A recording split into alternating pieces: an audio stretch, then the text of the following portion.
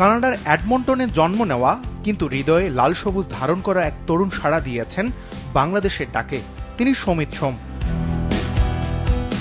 পজিশনে মূলত একজন সেন্ট্রাল মিডফিল্ডার হলেও সমিত সোমের সবচেয়ে বড় শক্তি তার বহুমুখিতা। মাঝমাঠে তিনি যেমন খেলার ছন্দ গড়ে দিতে পারেন, তেমনি আক্রমণ ভাগে গিয়েও তৈরি করেন সুযোগ। দরকার হলে ডিফেন্সিভ মিডফিল্ডেও নেমে যান নিখুঁত ট্যাকেল আর বল রিকভারিতে। কৌশল, পাসিং অ্যাকিউরেসি আর ম্যাচ রিডিং, এই 3 গুণে সমৃদ্ধ সমিত দলকে দেন ভারসাম্য। তার খেলার ধরনে আছে ইউরোপিয়ান ডিসিপ্লিন আর দক্ষিণ এশিয়ান আত্মার মিশেলে, যেটা বাংলাদেশ দলের মাঝমাঠে এনে দিতে পারে এক নতুন মাত্রা।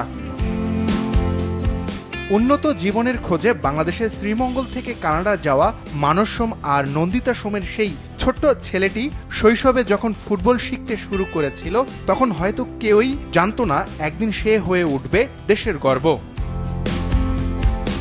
ফুটবলের শুরুটা হয়েছিল সাউথ ওয়েস্ট ইউনাইটেড এফসিতে। মাঠে তার পা যখন বল ছুঁয়েছে, তখন সবাই বুঝে গেছে এই ছেলেটার মধ্যে কিছু একটা আছে। এরপর এফসি এডমন্টন, মন্ট্রিয়াল, ইম্প্যাক্ট হয়ে আজ তিনি কানাডিয়ান প্রিমিয়ার লিগের দল ক্যালভেরি এফসির গুরুত্বপূর্ণ খেলোয়াড়।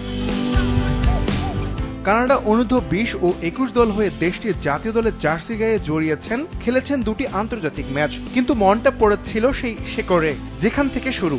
বাংলাদেশ তার কাছে শুধু পাসপোর্টে লেখা একটি দেশ নয়, বরং এক আত্মিক টান, এক অদৃশ্য আহ্বান। আর সেই টানে আজ তিনি লাল সবুজ হয়ে খেলতে প্রস্তুত। ফিফার অনুমতি মিলেছে, বাফুফে আগ্রহ দেখিয়েছে, আর সমিত সোম স্পষ্ট করে বলে দিয়েছেন তিনি গর্বিত।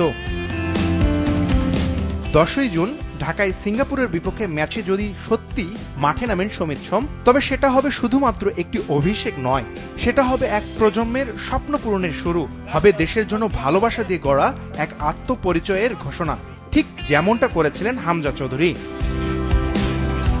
কানাডা থেকে শুরু করে ঢাকার মাঠে লাল সবুজের এক নতুন গল্প লিখতে চলেছেন সমিত সোম, আর দেশবাসী অপেক্ষায় সেই গল্পের প্রথম অধ্যায়টা চোখের সামনে দেখার।